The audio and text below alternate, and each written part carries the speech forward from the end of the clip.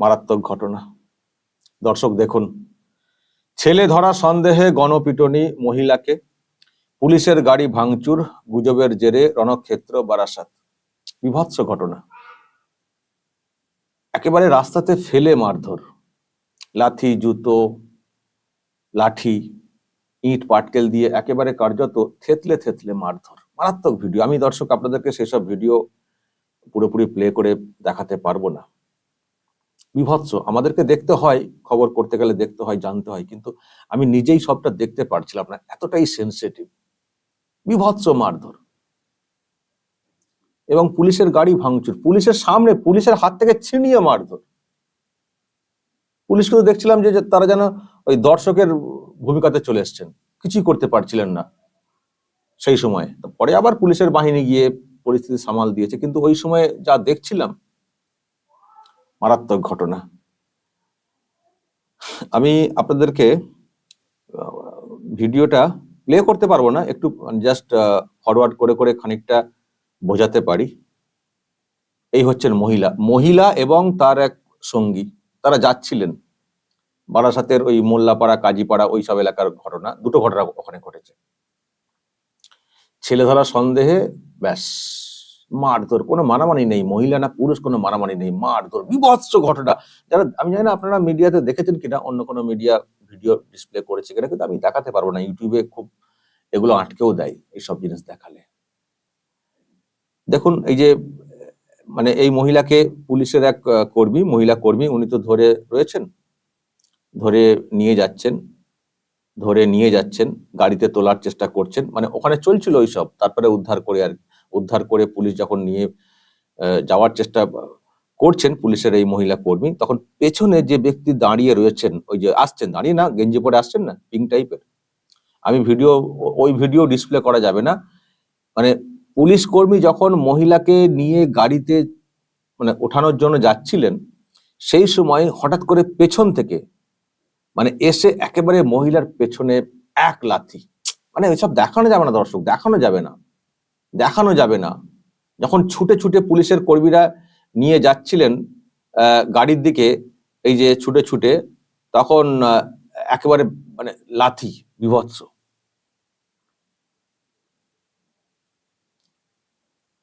তারপরে লাথি তো হলোই, এবং তারপরে ভিডিও দেখানো যাবে না। গাড়িতে তুলতে পারলেন না, এই পুলিশ কর্মী গাড়িতে তুলতে পারলেন না, পুলিশের আরো যারা ওখানে ছিলেন তারা তুলতে পারলেন না।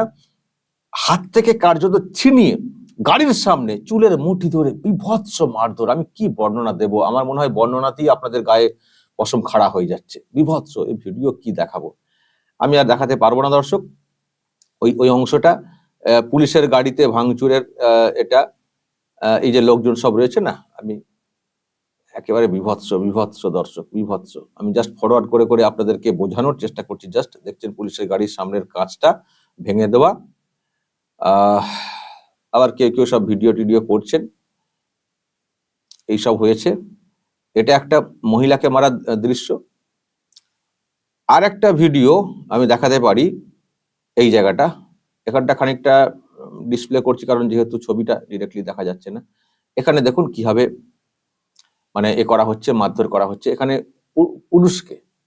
পুরুষকে তাকে এইভাবে রাস্তাতে ফেলে মারধর করা হচ্ছে, গোল হয়ে সব মারধর, এই আর কি, একেবারে যাচ্ছে তাই, লাথি মারা, মারা। দেখতে পাচ্ছেন তো, পড়ে রয়েছেন একজন। মানে বিভৎস ঘটনা দর্শক। মানে কোথায় আমরা রয়েছি, কোন যুগে আমরা রয়েছি, মানে বোঝা মুশকিল। যেন সেই মধ্যযুগে রয়েছি। যে বর্বরতা আজকে দেখা গেছে, যেন মধ্যযুগে রয়েছে। কি মানে কোনো মানামানি নেই, কোনো আইন শৃঙ্খলার কোনো মানে কোনো ধার ধরার কোনো ব্যাপার নেই, যা খুশি। দুটো বিষয় এখানে, একটা হচ্ছে হয় পুলিশের উপরে কোনো আস্থা নেই, যে পুলিশকে দিলে পুলিশ কোনো মানে বিচার করবে বলে বা ঠিক মতো তদন্ত করবে বলে, মানে হয় পুলিশের প্রতি কোনো আস্থা নেই, আর দ্বিতীয়ত হচ্ছে যে পুলিশকে মানামানি নেই। ধর আমরাই করি, পুলিশ কি করবে, পুলিশের হাত থেকে ছিনিয়ে মারধর, পুলিশ কি করবে। মানে পুলিশের প্রতি ভরসা নেই, আর পুলিশকে মানামানি নেই, আইন শৃঙ্খলাকে কোনো মানামানি নেই, মানে যা খুশি। তো খুব মারাত্মকভাবে ওনারা সব জখম হয়েছেন, শেষ পর্যন্ত পুলিশ উদ্ধার করে হাসপাতালে ভর্তি করেছে এবং কয়েকজনকে আটক বা গ্রেপ্তার করা হয়েছে এমনটাও বলা হচ্ছে। কিন্তু আমি দর্শক এটুকু বলতে পারি, এই যে যাদেরকে হাসপাতালে ভর্তি করা হয়েছে, যারা এরকম শিকার হয়ে গেছেন, যদি তাদেরকে মানে পরবর্তী সময়, এখন তো ওনারা কথা বলতে পারবেন না ঠিক ঠিক মতো করে, আমি জানি না এখন কি অবস্থা ওনাদের, তো যদি ওনাদের কাছ থেকে জানা যায় না যে আপনারা কেন কোথায় যাচ্ছিলেন, কেন যাচ্ছিলেন, কে আপনারা, কি পরিচয়, আমার মনে হয় দেখবেন করুণ কোনো তথ্য বেরিয়ে আসবে, যেগুলো শুনলে হয়তো আরো কষ্ট কষ্ট দেবে আমাদেরকে। দেখবেন ছেলে ধরা, হঠাৎ করে মনে হলো ছেলে ধরা, চলো মারধর শুরু করে দিই, কোনো ছেলে কিন্তু পাওয়া যায়নি। আমি আপনাদেরকে একটা বক্তব্য শোনাবো, শুনবেন? দাঁড়ান, একটা বক্তব্য আমি আপনাদেরকে একটু শোনাবার চেষ্টা করছি, দাঁড়ান। একটা বক্তব্য আপনাদেরকে শোনাবো দর্শক, দাঁড়ান, ওয়েট করুন, তাহলেই বুঝতে পারবেন যে ওখানে মানে কি বলা হচ্ছে। দাঁড়ান, এই এই এই এই ব্যক্তির বক্তব্য আপনাদেরকে আমি শোনাচ্ছি, কি বলছেন শুনুন। নামারে নামা, প্রচুর লোক তাকে ঘিরে রয়েছে, ঘুমটা নামা, করে 2 মিনিট পরে বাচ্চাটা চলে এসছে। এই যে মানুষকে একটা প্যানিক করা, এগুলো বন্ধ করতে হবে। আর সেইটাকে নিয়ে মানুষজনকে মারা এইভাবে একদম বিচ্ছিরি ভাবে, এই স্পটে যেখানে দাঁড়িয়ে আছে, মানে রক্ত ঘিলু মিলু বেরিয়ে গেছে, মহিলাটা খুব বিচ্ছিরি ভাবে মেরেছে। সন্দেহ করেছে, পুলিশের গাড়ি ভাঙচুর করেছে। এদের সচেতনতা করার দায়িত্ব তো জনপ্রতিনিধি আর পুলিশ প্রশাসন। একদমই তাই, আমরা তো করছি জনপ্রতিনিধিরা, আমরা তো বারবার বলছি। মানুষ শুনলেন দর্শক, বলছে যে ছেলে চুরি হয়ে গেছে, পরে দেখা যাচ্ছে ছেলে ঠিক চলে এসছে বাড়িতে। পুরোটাই একটা প্যানিক বা গুজব এইসব রটানো হয়েছে এবং তারপরে এইসব ঘটনা হয়েছে, বিভৎস ঘটনা। দর্শক বলুন, কোথায় রয়েছেন? আমরা কি কোনো এমন কোন রাজ্যে রয়েছি যেখানে আইনের শাসন রয়েছে, নাকি এমন রাজ্যে রয়েছি যেখানে আইনের কোনো শাসন নেই? কি বলবেন? এমনিতে যে একটা কথা রয়েছে যে এই রাজ্যে আইনের কোনো শাসন নেই, আর আজকের যে ঘটনা ঘটেছে বারাসাতে, তো এটা কি প্রমাণ করে? আইনের শাসন রয়েছে আমাদের বাংলাতে। যদি আইনের শাসন থাকতো তাহলে এই রকম হতো, আইনকে হাতে তুলে নিয়ে এইভাবে বিভৎস ঘটনা ঘটানো হতো। কোনো বাচ্চা পাওয়া গেছে, চুরি হয়েছে ইত্যাদি।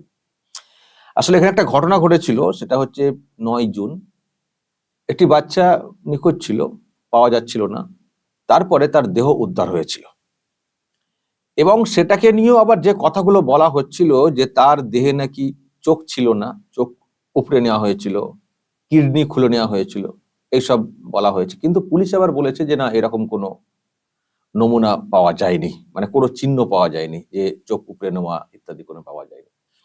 কিন্তু কেউ বা কারা এটাকে রটিয়েছিলেন এবং তারপর থেকে ওখানে ছেলে ধরা বলে একটা গুজব রটানো হচ্ছে।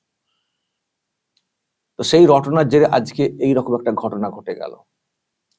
এখন প্রশ্ন হচ্ছে যে এই রটনা কেন রটানো হচ্ছিল, আর যদি কোথাও আইনি কোনো এইরকম, মানে যদি কোথাও এরকম কিছু ঘটনা ঘটে থাকে, তার তো আইনি প্রসেস রয়েছে, পুলিশ রয়েছে, থানা রয়েছে, খুব জোর হলে ধরে পুলিশের হাতে তুলে দেওয়া যেত।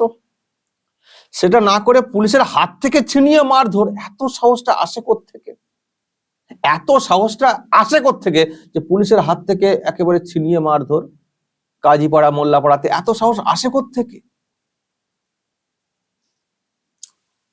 আমি জানি না যাদেরকে ধরা হয়েছে তাদের বিরুদ্ধে কি ব্যবস্থা নেওয়া হবে, কিন্তু কঠোর ব্যবস্থা হওয়া উচিত।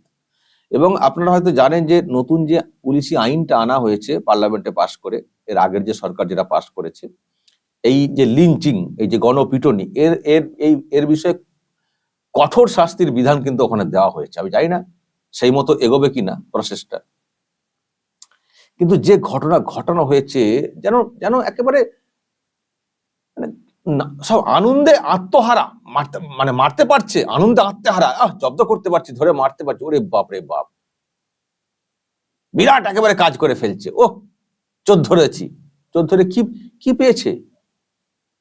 কাউকে কোনো বাচ্চাকে নিয়ে যেতে দেখা গেছে? না কোনো বাচ্চা সত্যি ওখান থেকে চুরি হয়ে গেছে?